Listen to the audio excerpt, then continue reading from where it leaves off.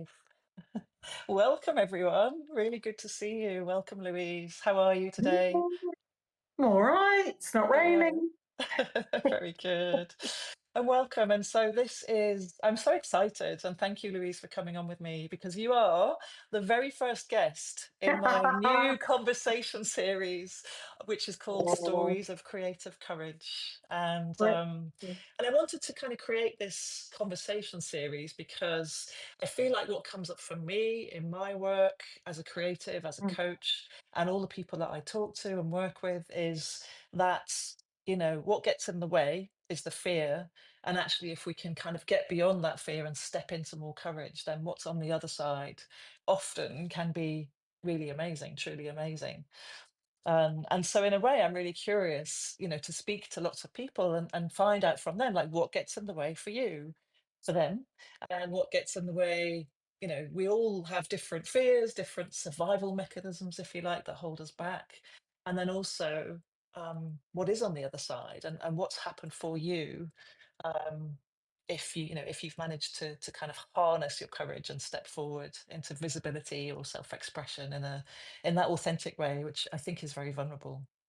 So I feel like we all need this support and mutual understanding and like yeah, support for each other in this what can be very scary territory, I think, as creatives. So that's the kind of story behind it. For me, creativity requires letting go of old patterns and old conditioning, which is easier said than done, I think. Um, and so that's really the context for these conversations. So wonderful to have you with me, Louise, today. And I'm going to say very little about you because I'd love you to introduce yourself and talk about your creativity a bit more. But I will say Louise is a writer and she's also a counsellor. And I love how you talk about your counselling work as like being a way of repairing connection, which I think is a really powerful way to talk about it. And I think that's something there in creativity generally as well. Um, so in a moment, we'll get you to talk about you and what you do. But I just want to say, for those who've joined us, Louise and I have known each other for about 3 years, and it was a kind of instant, like, instant connection of like lots in common. We sat down and we were kind of curated in our seating at a dinner yeah, party that we went to, and everyone said, "You should sit next to each other. You should sit outdoors. opposite Yeah, each other." It was outdoor al fresco yeah, dinner, and all of our friends kind of jostled us into position so that we could yeah. sit and talk to each Brilliant. other. And then we found out we had the same. We both write audio drama, and we found out we had the same producer, which was really exciting. And so we've been friends ever since. Kind of supporting each other through writing. Yeah, Sometimes writing online together to yeah. create that time together, and amazing conversations, many conversations about our work and creativity. So, Louise, I'm going to hand it over to you and Mhm. say, tell us about your creativity, your creative work, and your business, if that's appropriate. All of it. Um, well, it wasn't planned. I didn't grow up thinking I'm going to be a writer or I'm going to be a counsellor. Um, and the pathway was through acting really and writing and not writing, acting and performing. And then I got into improv. I loved doing improvised comedy. It was my favourite thing. And I'd done an English degree, so I had lots of, Jacobean melodrama and Jane Austen, to draw on.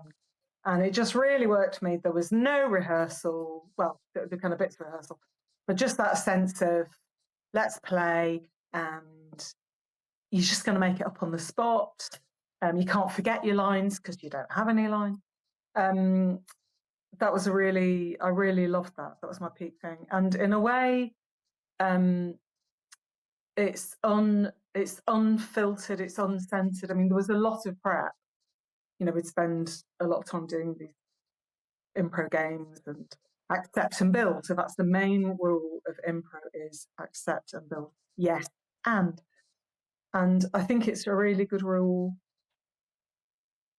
for life, really, for counselling. I mean, sometimes it gets into trouble because someone says, "Will you come and do this series?" And I'll go, "Yes, and then you go, "What?" So there's a bit of that sometimes. But generally, I think creativity is in a quite a broad sense of saying yes and trying it. And I think a big part of that is going, well, I'm going to look a bit stupid. At Mm, some point, I'm going to look like I don't know what I'm doing because I don't know what I'm doing because I'm making it. And that's the same. You can frame that as brave, you can frame it as foolish, you can frame it as exploratory, or it's a prototype. That's so on Instagram, I'm a prototypist. Um, but it's that spirit of, well, I'm just going to try. mm, If you say that, if you have that, I'm just going to give it a go, then you can't really fail because mm. you've already said, well, I'm making it up. Yeah, So, you know, yeah, and yeah. then there are a whole load of other voices that come in, and we'll get to those voices. Mm. But yeah, Yeah. roughly, that's the outline. Mm, mm. And I love, that you mentioned the word play, that we Yeah, sort of, I think we lose that capacity, don't we? Or we sort of forget how to play really as adults. We yeah, know it as kids, it's fundamental to our essence as children, right? And then we get older and all the stuff gets in the way, all the stories, all the shoulds, all yeah, the critical voices, and so actually remembering how to play just for itself is it's easier said than done, but it's really yeah, key, I think, that, well, what if I just have a go? What if I just yeah, try? yeah, um and I love what you said about improvisation, because I think we've talked about this before as well, this idea of, like, as a counselor, you're sitting across from someone, and it's very much the same for me as a coach as well. You're yeah, sitting with someone, and it's about, just that building that kind of accept and build. You kind of looping in to them, with them, and sort of reflecting back what you hear, and then building on what they've said, and so you have this kind of loop that forms this improvisational space, which I yeah, think is a really beautiful, for me, it's a really beautiful way into creativity that, think gets out of our kind of, I've got to have all the answers, I've got to succeed, I can't fail. yeah, Because when we're in this loop with someone and really present in that loop with them, and actually it is a form of play, I think. And yes, risky, because we don't know what's yeah, coming next, but to be able to, like, almost like free float through that experience of being with another person, and being very present to what's between you, I yeah, think is really key. So yeah, I don't know if you've got any other observations about that, the improvisational nature of writing, and yeah. your counseling. And being, I think in a way, it's the most creative thing you can do is to take a view of your life and say, I want to I want to change this. I have the capacity to change. So that's that's real creativity, really. Um, and you're investing yourself, and you're open to kind of coming off the rails. I think that's the most um, restrictive thing, and I do it quite often with a script. So I have a great idea. Well, so it starts a great idea, and then it becomes a really irritating idea, and I can't do it, and someone else can do it better, or someone's had the idea. And all of those are just phrases of saying, no, don't Mm, do it, don't do it like that, has to look like that, can't look like that, someone's done that. And I think creativity is going, well, what if I just try? So mm, challenging that idea in your head of it looks like this. So success looks like the front page of the Radio Times, or it looks like your name up in lights, or it looks like a Netflix content. What if success is I got to the end of the page? I mm, got to the end of the draft. There are now 55 pages of a draft where there were none before. So in a way, it's making your goal much smaller, mm, but also it's saying I can write anything. I can write Yeah. absolutely anything I want. All I need is, paper and a pen or a Microsoft 365 subscription. Um, but I think that's courage and that's openness. And there's also, I think, humility in there, a bit of surrender of like, well, so what? So what if nobody likes it? Who am I doing it for? Mm, mm, yeah. Really? Yeah. I love how you describe that as, I can write anything, I can create anything, that Yeah, that possibility, because to me that's on the other side of the fear and the what gets in the way is like anything's possible. You are the creator, whether it's writing a script or yeah, writing anything or any kind of creative practice or just a creative way of being, actually. It's like imagining what's possible and moving towards it. And as you say, like incrementally, like have the goals to be really small, just the end of the page, you yeah, know. I think that's a really helpful way to yeah. To keep frame going. I think, creativity and moving forward. Yeah. yeah. Mm. And it's interesting. So right now, sitting here, when you talk about fear and like the other side of the fear, I want to go, yeah, no, there is no other side. The fear is there. And in a way, it's like, courage is living with fear. So, it's frightening writing a draft. It's frightening sending it off. It's frightening going into rehearsals. It's frightening when it's recorded. It's frightening when it's edited. I think the fear it's not like there is a place and you don't feel fear anymore. I think Mm. it's like you're going, come on, fear, off we go. Absolutely. It's not, Absolutely. Yeah. Yeah. And that's something I sort of talk about as well with my clients is like you can't just wave a magic wand and suddenly everything will be yeah, miraculously fear free. It's like it's about learning how to be more comfortable with it yeah, and to not let it get in the way so that you can at least get to the end of the page or, finish the scene or finish the yeah. act or finish the, whatever it is. So yeah, I love that. I mean, maybe that's a good segue then into talking about courage in the creative realm, and maybe yeah, if you're like whatever you're willing to share with us. I'm aware that this is like a public forum, a public space, and there may be things that Just a you chatting, Rachel. No one's watching. we're just chatting, and there are other people here joining. Hello, people I'm joining. not, Very welcome. um, yeah, so if you're happy and willing to talk about maybe one or more occasions when you've really had to step up and find that courage and really harness it, in order to kind of step, let's say, more into your own expression, your yeah. truth, or visibility in some way. Well, there are two particular experiences, and one was when it was too late. So my first radio play was pitched and commissioned and recorded and then broadcast. It was put out in December 2003, and I was teaching at City College, Arden College, City College. It kept check. Yeah, I think it was City College. And so we played the radio play, and I couldn't sit still.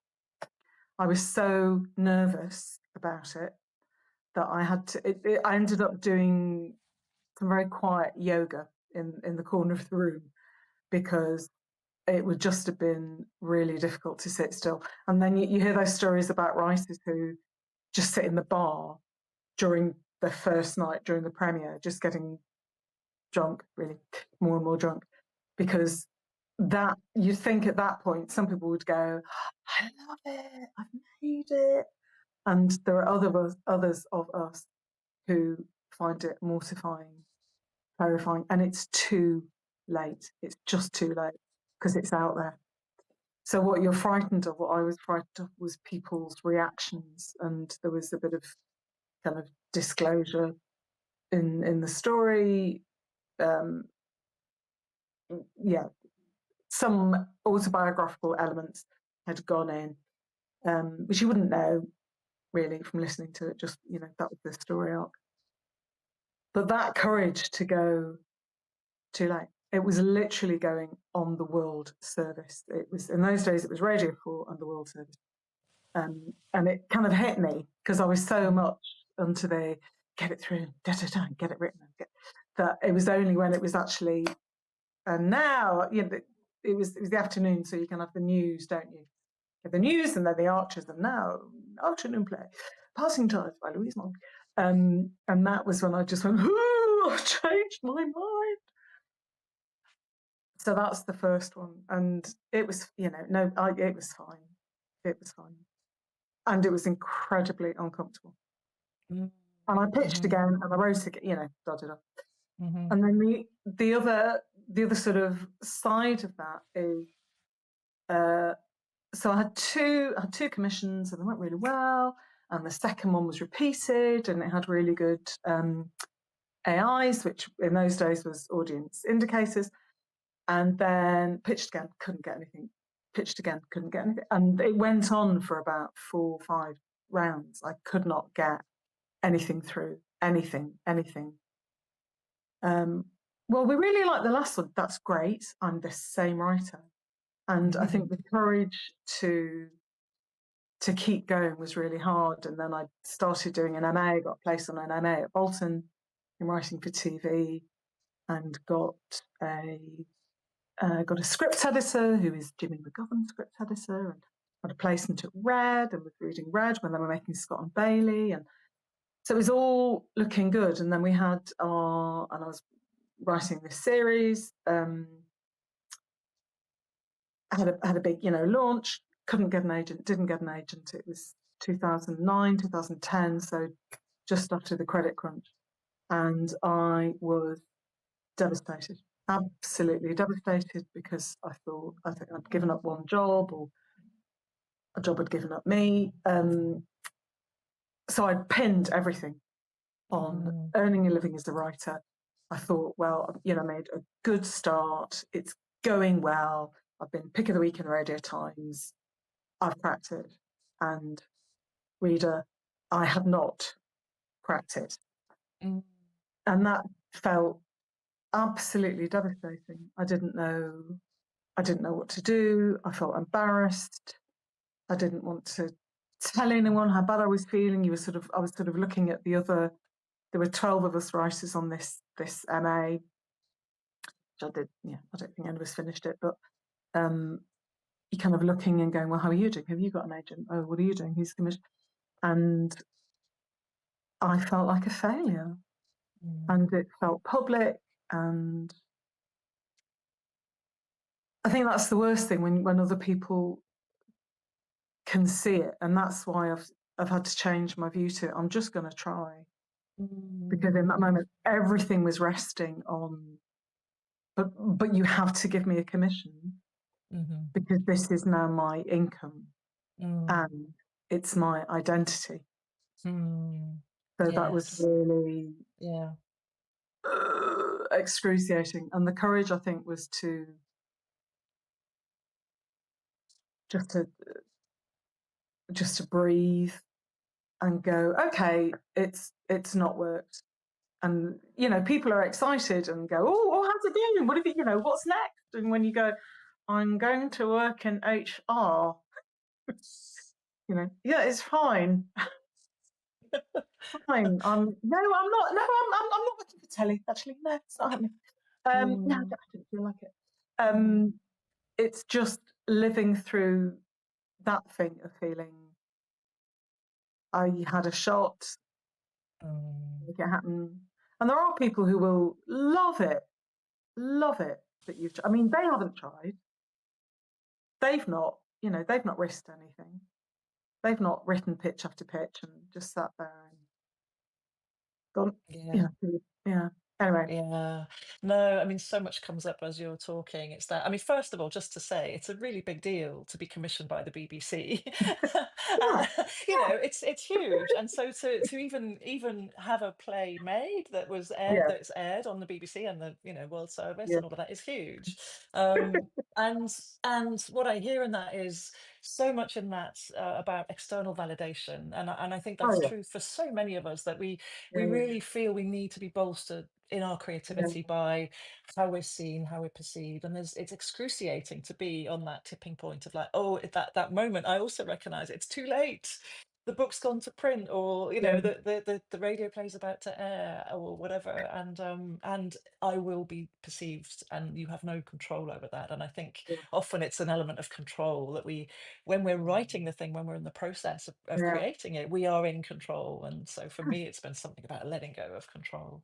Um, but I love that, it sounds like there's a full circle there, that you kind of, in order to deal with that, it's like you said, just breathe, do some yoga in the corner, you said earlier as well, like as a kind of coping mechanism.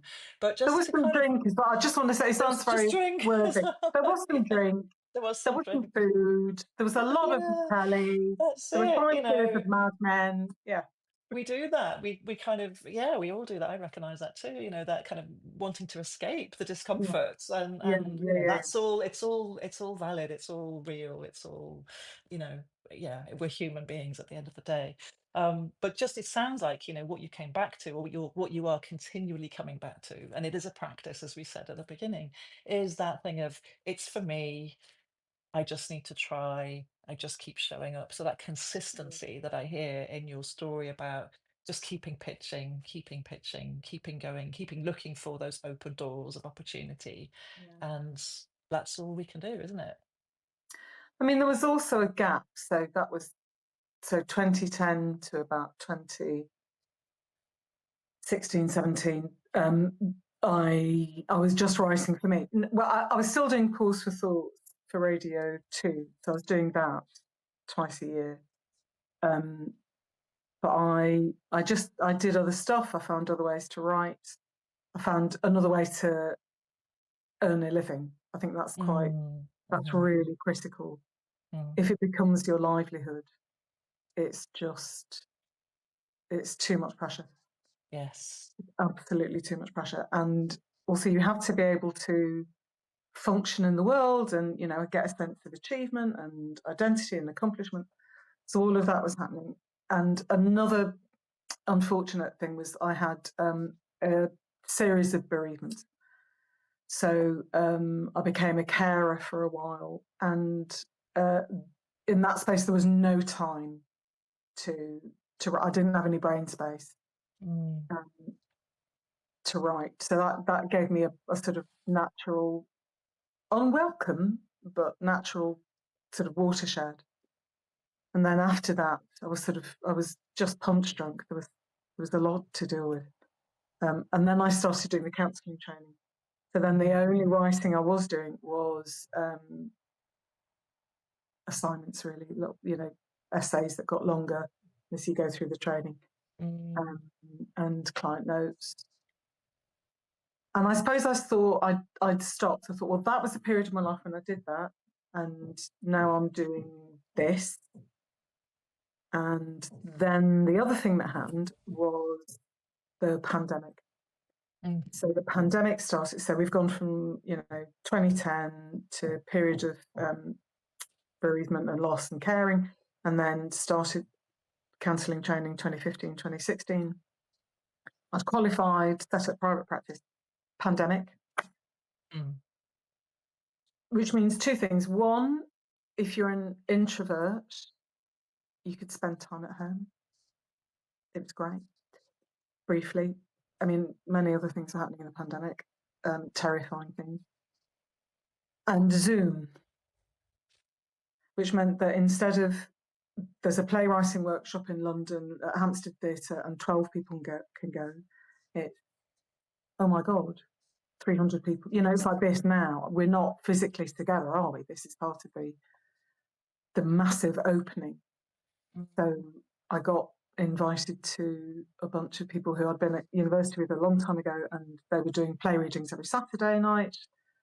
Um, that's another form of courage. I didn't want to see them again, and then I did see them again, and then I didn't want to write, and then it was Mark Ravenhill said, "Oh, just do 10-minute plays.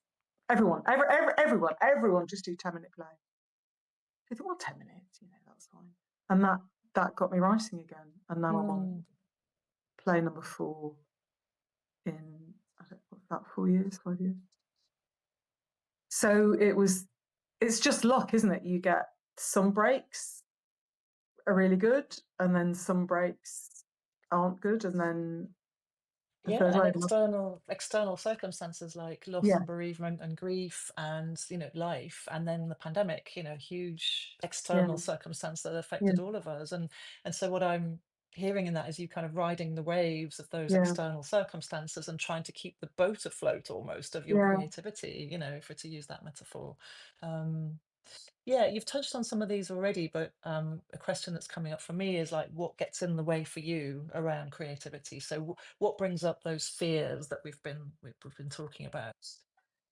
Well, it is fear, it's anxiety, it's thinking, what if they think it's rubbish? What if? So the Yeah. classic one is, who does she think she is? Oh, yeah. Who does she think she is? Um, you could, yeah. Anyway, I'm not gonna analyze that. We can, everyone's got their version. It comes from different places. It doesn't exist.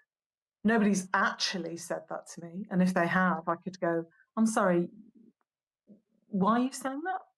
What's your Mm. validity? Because I'm intelligent enough to go, we haven't really got a leg to stand on, have you?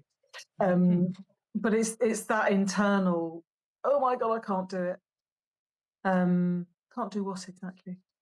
You can type. It's just words. It's just words, for God's sake. So it's managing that fear. And then it is also speaking out. That's another one. Mm. Um, Voicing something, daring to voice it. That can be quite uncomfortable. The third one is it.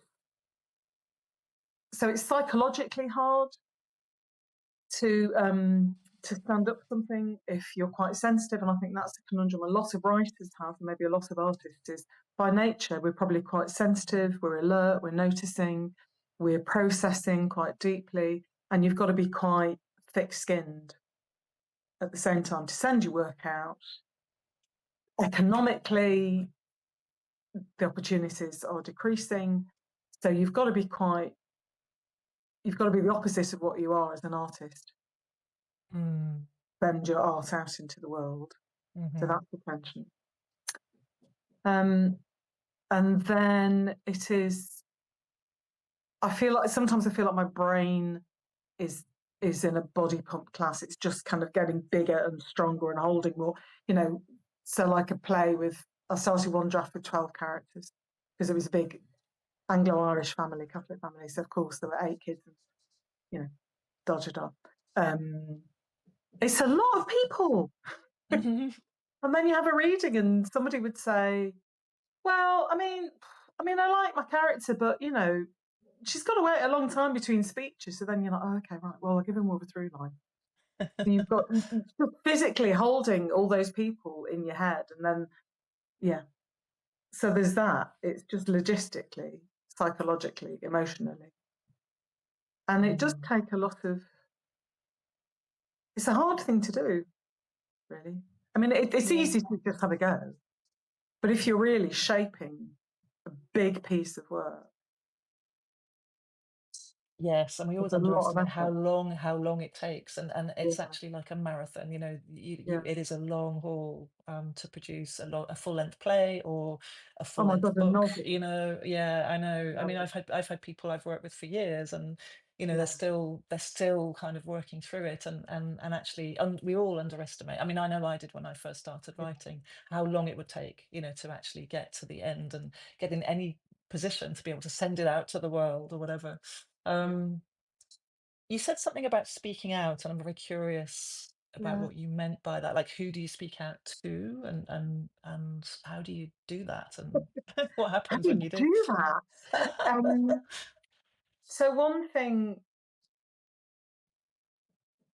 is that I tend to write from the inside out. So I'll come from an idea or an experience that I've had. So some writers will go, I want to write about a detective and he lives in London and he's got this hat.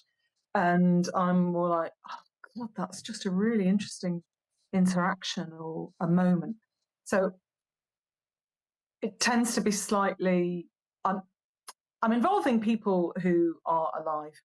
and who I know. Mm, So there's one play, a yoga breakup play, head over heels, and it's about a breakup, which I may or may not have been in, and being fair to both sides.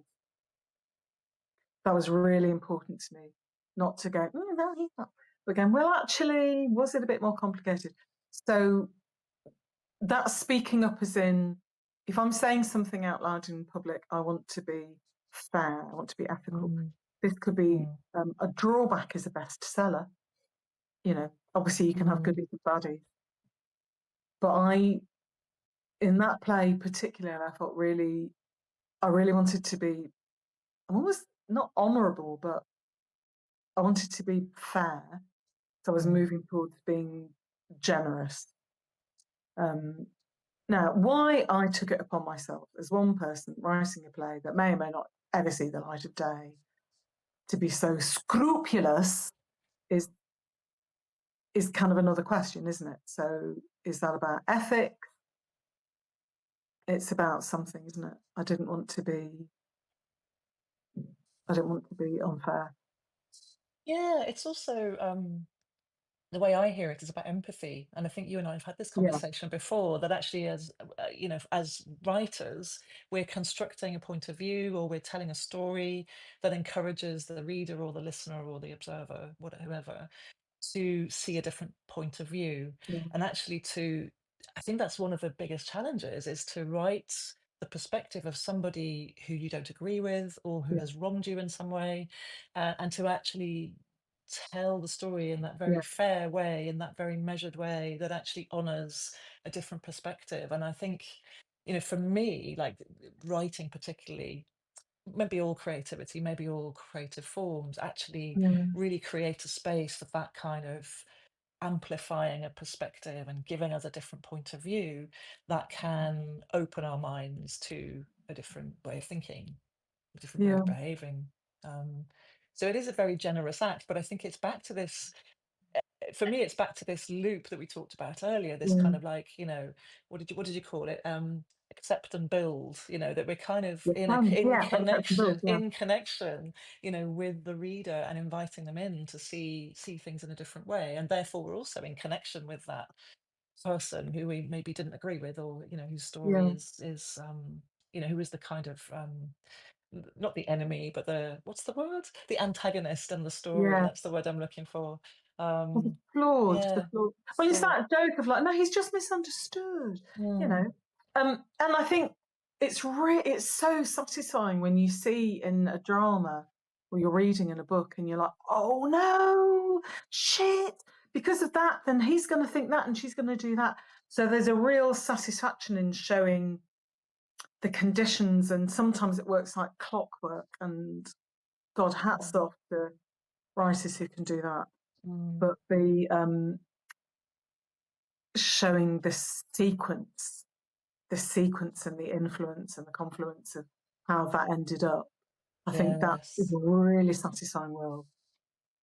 And I guess the other thing is that it's through having sat in book groups or in cinemas and people going, no, no, no, but she did it. And the argument, not the discussions an audience will have, or readers will have about, no, how can you say that? She was so wrong. No, she had every reason to do that. So it's Mm, sort of that. And I mean, how we've got it, yeah, it's got a bit more fraught, shall we say, mm, mm. those discussions, but still, wanting to get, and it's realistic, isn't it? So Paul Abbott, he's not the only one, but Paul Abbott, who wrote Shameless, said, have the worst person in the world do a really kind thing, and have the best person in the world do a really bad thing. Yeah, I love that. That Because it, surprise yeah, element. Yeah. and it just twists your guts, because it's like, I can't believe you did that, but you can. Yeah, but it's again, it's also a very generous act for the reader because they're not Yeah, expecting that, so they kind of that surprise, that element of surprise, that yeah, twist. yeah, Actually, I think that writing or any kind of creativity in some ways transports us, and so we kind of follow along with this pivot that we weren't expecting. It sort of opens up the yeah. story in a way and opens up the experience to delight or to surprise or whatever. So I love that. Yeah. Um, And you want people to feel, really. yes, I want feel people to exactly. It's about feeling in the end. In the end, it's about how we feel. Yeah, feel. the emotional response to Yeah. the story, to the piece. Yeah, It's like absolutely. the other thing, we were doing in the pandemic. And I was lucky. I could work. I was at home. I could work from home. I wasn't in the front line, but there was a lot of, oh my God, did you see that or that? Or, we were watching TV, we were watching Mm, stories, we were really urgently consuming consuming. Yes. stories. Yes, absolutely. Absolutely. Yeah. Louise, you said Yeah. something earlier about the critical voices. We were talking about fear and that kind of like who is she to, and I recognize that voice too. Yeah, And we all yeah, have our versions of those voices or those little, I call them personas, who pop yeah. up. And I have one really harsh judge, she's called Betty Judge, and she's there with Oh, her kind of, I imagine, like I visualize, so it helps me to kind of understand her and yeah. somewhat befriend her. But she's got, a kind of judge's wig on, and she's got this kind of mallet, and she's in this very cliched representation of a judge. But I call her Betty, and it's like, all right, Betty, there you are again, kind of thing. And I think what happens in those voices, those personas, whatever we want to call them, they are like survival mechanisms. They're Oh, there to yeah. keep us safe, right? Because Mm, otherwise we would, our brains think we're going to not survive. That's yeah, really how it works. And so I really feel that in order to kind of really express our creativity fully, we have to understand and like yeah. befriend our survival mechanisms so that we can get to this thing that I call essence, Mm, which I feel, well, not just I call it, I mean, there is a concept called essence, but I kind of use it a lot in my work. And it's like essence is something unique to the self. mm, It's the light, the luminous kind of energy that is you, and is not dimmed by these survival mm. mechanisms or personas. So I'm curious about this concept of essence and how that lands for you, and any observations or thoughts you might have on this notion of essence.